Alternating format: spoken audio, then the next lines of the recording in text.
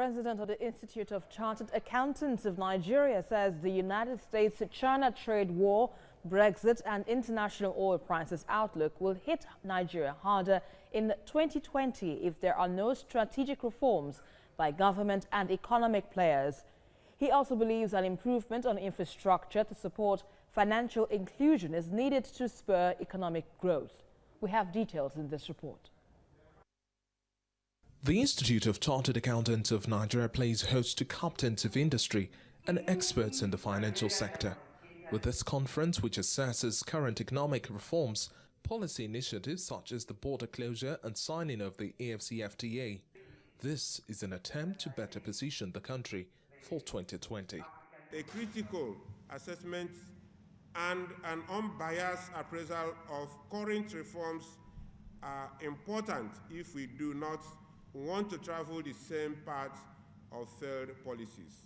Secondly, a projection into the coming year and what to expect is not only pivotal to informing government's actions but also central to decision-making by business entities. Presentations also touch on the need for internal fiscal stimulus.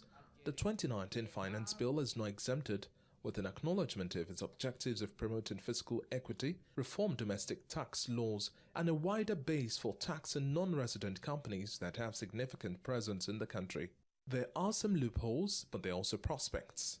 The undone job there is that that bill does not define what significant presence means. That's a gap in there. That needs to be defined. Corporate income tax is no longer applicable to all companies.